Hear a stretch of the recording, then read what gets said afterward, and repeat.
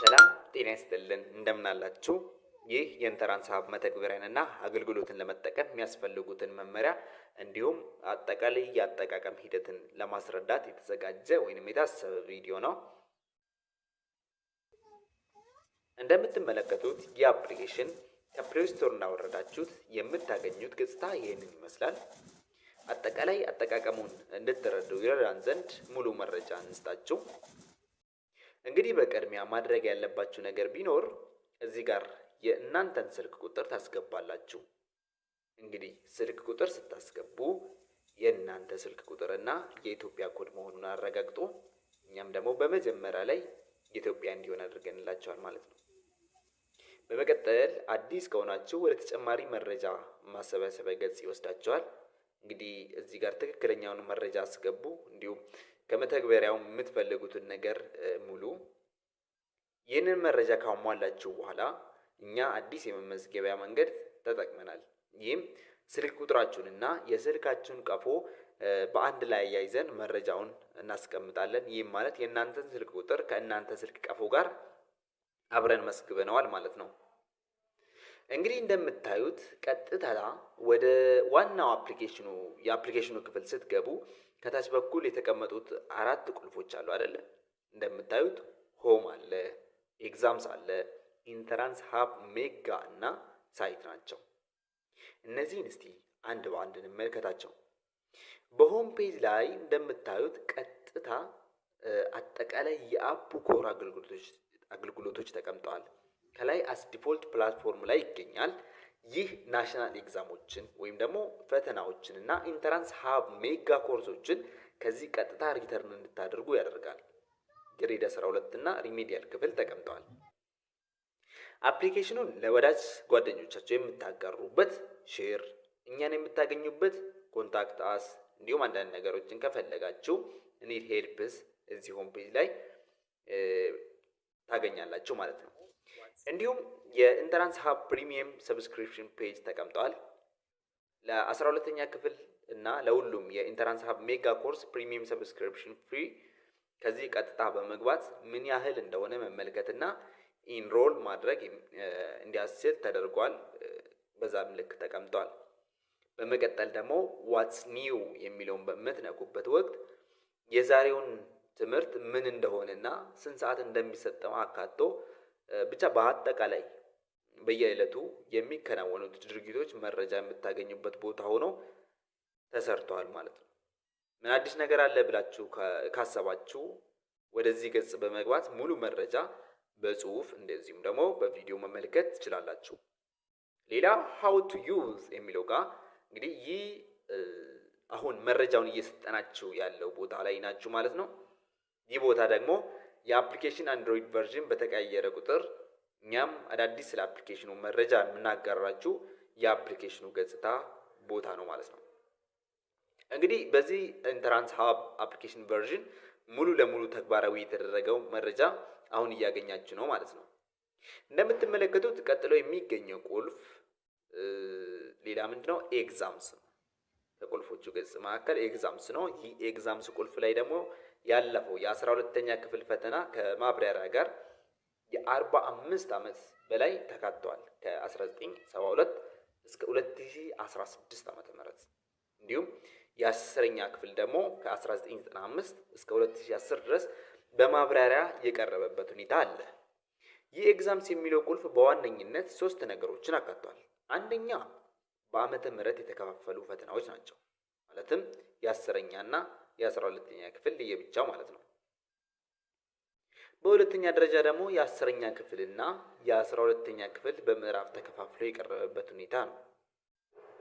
እንደምታዩት ነው ከ9ኛ እስከ 12ኛ ክፍል ሁሉንም ምዕራፍ ከ60 በላይ ዓመተ ምህረት የሚሆኑበት ፈተናዎች በአዲሱ ካሪኩለም ተከፋፍሏል። እዚህ ጋር ታዲያ የተከፋፈሉበት መንገድ አንስቶ ማለፍ ያስፈልጋል። ለምሳሌ እናንተ የ12ኛ ክፍል ኬሚስትሪ 2016 ፈተናን መስራት ብትፈልጉ ቀጥታ ይር ዋይዝ ኤግዛም የሚለው ላይ በመግባት የ2016 ፈተናን ብቻ ማውረድ ነው። ሌሎቹን የሪሙቭ ምልክት መጫን ነው። ይሄንን በምታደርጉበት ወቅት ሁሉንም የ2016 ፈተናን እንዲህ ባለ መልኩ ተከፋፍለው ታገኙታላችሁ። አሊያም ደግሞ ሁሉንም ከ60 ዓመት በላይ ያለውን ፈተና አንዴ ዳውንሎድ በማድረግ በእንደዚህ መልኩ አንድ ላይ ብዛት ባለው መንገድ ታገኙታላችሁ። በጥቂቱ ወደ ውስጥ ገባ ብለን እናስረዳችሁ።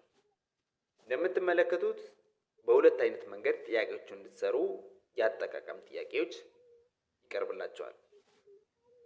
ጥያቄዎቹን እየሰራችሁ እዛው ላይ መልሱን መመልከት አሊያም ደግሞ ጥያቄዎቹን ሰርታችሁ መልሱን ሰብሚት ካደረጋችሁ በኋላ መመልከት የሚል ጥያቄ አጠቃቀም መመሪያ ነው። ዋናው ነገር ግን ጥያቄዎቹ በፔፐር ፎርም ተቀምጠዋል እና ማንኛውም ተማሪ ሰብሚት ካደረገ በኋላ በዚህ መልኩ ሁሉንም ጥያቄዎች በፔፐር ሆኖ ይገኛሉና እናንተ ኪዩዝ መስራት ካልፈለጋችሁ ቀጥታ ሰብሚት ካደረጋችሁ እና ጥያቄዎቹን አንድ በአንድ እያነበባችሁ መረዳት ትችላላችሁ። ሌላ በቅርቡ የሚጀመረው በቪዲዮ ማብራሪያና ዲቴል የሆነ የቪዲዮ ዲስክሪፕሽን አለ። እንግዲህ መምህራኖቹ ዝግጅታቸውን ሲጨርሱ የሚያሳውቃችሁ ይሆናል። ከዚህ ጋር ተያይዞ ደግሞ ኮሜንት ማድረግና ሪፖርት ፔጅ ተካተዋል። እንግዲህ አስተያየታችሁን ሀሳብ ካላችሁ በኮሜንት ማስቀመጥ ትችላላችሁ ማለት ነው። ሌላኛው የኤግዛምስ ቁልፍ መተግበሪያ እንደምታዩት የኖት ዝግጅት ይሄን ይመስላል። ይህ ኖት ምንድነው? ከኢንተራንስ ሀብ ሜጋ ኖቶች ጋር ምንም የሚያገናኛቸው ነገር የለም። ይህ ለፈተናዎቹ ማጠናከሪያ የሚሆኑ ኖቶች ናቸው። ስለዚህ እነኚህ ኖቶች ከኤግዛምስ ቁልፍ ጋር አብረው ተግባራዊ የሚደረጉ ናቸው ማለት ነው። ሌላኛው የመተግበሪያ ቁልፍ ደግሞ ኢንተራንስ ሀብ ሜጋ ነው።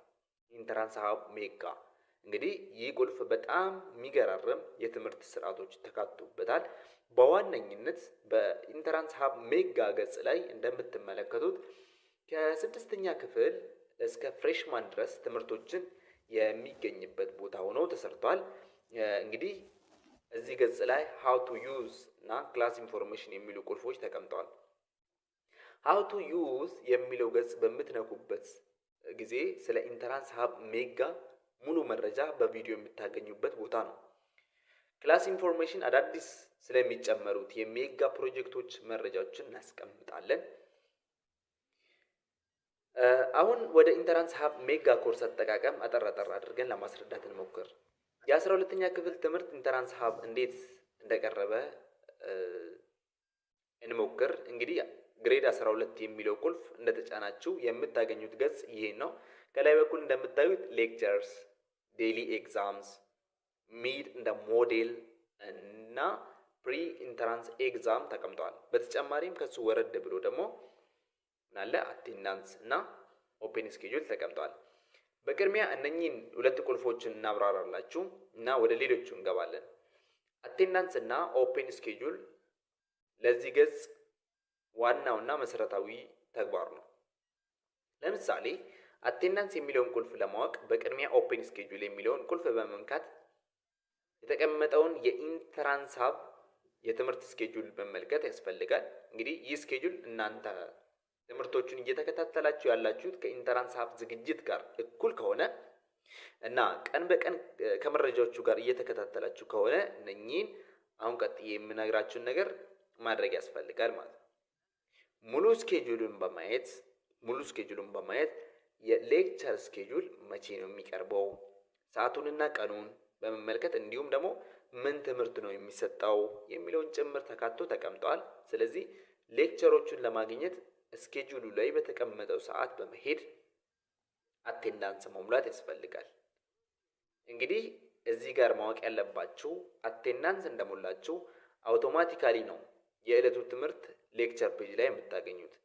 ስለዚህ ልክ እንደዚህ ሙሉ ስኬጁል በመመልከት መቼ ነው ትምህርት የሚቀርበው እና ምን ትምህርት ነው በዕለቱ የተዘጋጀ የሚለውን በማየት የሌክቸር አቴንዳንስ እና የዴይሊ ኤግዛም የሞዴል እና ሚድ እንዲሁም ደግሞ የፕሪ ኢንተራንስ ኤግዛም አቴንዳንስ በመመልከት በተቀመጠው የአቴንዳንስ መሙያ ሰዓት ላይ በመሙላት ትምህርቱንና ፈተናዎችን ማግኘት ይችላሉ ማለት ነው።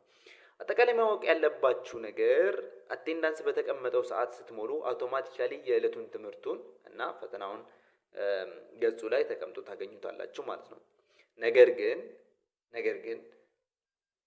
እናንተ በየቀኑ ለሚቀርበው ትምህርትና ፈተናዎች አፕዴት ካሉ ናችሁ።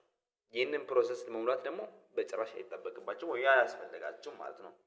በተለይም ዘግየት ብላችሁ ከሆነ የኛን ትምህርት ያገኛችሁት ሙሉ ትምህርቱ ቀጥታ በዚህ ገጽ ላይ ተቀምጦ ስለምታገኙ አቴንዳንስ መሙላት አይጠበቅባችሁም። እንግዲህ ከዚህ ቀጥሎ የሚኖረው መረጃ ስኬጁል ላይ ቤዝድ በመሆን እንዴት መጠቀም እንደሚቻል መረጃ እንሰጣችኋለን። በቅድሚያ ስለ ሌክቸር የሚለው ቁልፍ እንነጋገር። ይህ ቁልፍ እንግዲህ በውስጡ በጣም ሰፋ ያሉ ያጠቃቀም ሂደት ይዟል። እንደምትመለከቱት ኦል ሰብጀክትስ ላይ ቤዝድ ኦን ዊክ ካቴጎሪ ሆኖ ይታያል። ለምሳሌ ዊክ ዋንን ብንመለከት ወደ ጎን ናቹራል ሳይንስ፣ ኬሚስትሪ፣ ፊዚክስ፣ ባዮሎጂ እና ማትስ እያለ በስኬጁል መሰረት በየቀኑ አፕዴት እየሆነ ወደ ጎን ሊስት እየሆነ ይገኛል። እንዲሁ በተመሳሳይ ዊክ 2 ላይ ደግሞ ዊክ 3 ወደ ጎን በየቀኑ አቴንዳንስ በሞላችሁበት ወቅት አፕዴት እየሆነ ሊስት እየሆነ ይቀጥላል። በመቀጠል ማወቅ ያለባችሁ ነገር የትኛውንም ትምህርት በምትነኩበት ወቅት በዛ ትምህርት ላይ የቀረቡት ትምህርቶች በአንድ ላይ ኦርጋናይዝድ ሆኖ ይገኛል። ይህ ማለት ለምሳሌ ኢንተራንስ ሀብ ከዊክ 1 እስከ ዊክ 10 ቢያቀርብ ከዊክ 1 እስከ ዊክ 10 ባዮሎጂ ለብቻው ልክ ባዮሎጂ የሚለውን ቁልፍ በምትነኩበት ወቅት በአንድ እንደዚህ ባለ መልኩ በአንድ ላይ ይቀርባል። እንግዲህ አሁን ወደ ውስጥ መግባት ያስፈልጋል። እንደ ምሳሌ ባዮሎጂ እንጠቀም። ባዮሎጂ ዊክ 1 የሚለውን ለምሳሌ እዚህ ጋር እንከፍተዋለን። ከዛን ጎቱ ክላስ ሩም የሚለውን እንጫናለን። ይህን በተን እንዲሰራ የተወሰነ ጥቂት ኬቢ ኢንተርኔት ኮኔክሽን ያስፈልጋል። እንግዲህ ይህንን እንደተጫነን የሚመጣልን መልእክት ጌት ስታርትድ ክላስ ሩም እና ሪሙቭ ነው። ጌት ስታርትድ ክላስ ሩም የሚለውን ስትነኩ ተርም እንደ ኮንዲሽን ተቀምጠዋል። እሱም በማንበብ ሌት ስታርት የሚለውን እንጫናለን ማለት ነው። ከዛ እንዲህ ስናደርግ አሁን ወደ ክላስ ሩም ገብተናል ማለት ነው። ኢንተራንስ ሀብ ክላስ ሩም ውስጥ እንገኛለን። ከላይ እንደምታዩት የትምህርቱ ፓርት አለ። በመጀመሪያ እንደገባችሁ ፓርት 1 ላይ ትገኛላችሁ። የትምህርት ፓርቶቹም እነሱን ፓርቶቹን እየቀያየራችሁ መጠቀም ትችላላችሁ። እንደምትመለከቱት ከፓርት 1 ከፍ ብሎ ስተዲ ታይም አለ። እያጠናችሁ ያላችሁበትን ሰዓት ያሳያችኋል ማለት ነው። እሱ ምን ያህል እያጠናው ነው የሚለውን ማወቅ ከፈለጋችሁ ስተዲ ታይም መመልከት ይቻላል ማለት ነው። ወረድ ብሎ ደግሞ የፓርት 1 ኦቨርቪው፣ ላይብራሪ፣ ቪዲዮ ሌክቸር እና ጀነራል ኖት አለ አይደል? ለእያንዳንዱ ፓርት እነኚህ ቁልፎች ይኖሩታል ማለት ነው። እንግዲህ እነኚህ ቁልፎች ማብራራት አይጠበቅብንም፣ ምክንያቱም ከስሙ መረዳት ይቻላል። ላይብራሪ ላይ በየፓርቱ ለየብቻው ዲስክሪፕሽን፣ ኢንስፓየር፣ አናላይሲስ፣ ክሬቲቪቲ እና ኢቫሉዌሽን አለ፣ መመልከት ትችላላችሁ። በተጨማሪም በየፓርቱ ለየብቻው ኮሚኒቲ አለ። እንዲሁም አዲስ ነገር ካለ የምንለቅበት አናውንስመንት አለ። ቪዲዮ ሌክቸር ቤዝድ ኦን ዲቫይስ ስፔሲፋይ ተደርጎ ኦፍላይን እና ኦንላይን ተቀምጧል። ይህ ብቻም ሳይሆን ቪዲዮውን ኦፍላይን ለመጠቀም ዳውንሎድ ካደረገን በኋላ ቪዲዮ ማጫወቻ ውስጥ በምትመለከቱበት በጣም ደስ የሚሉ ፊቸሮች ተጨምሯል። እናንተ እሱን ተመልከቷቸው። ኢንተራንስ ሀብ ማይንድ የተባለ ኤአይ ወይም አርቲፊሻል ኢንተለጀንስ በቅርቡ ይካተታል።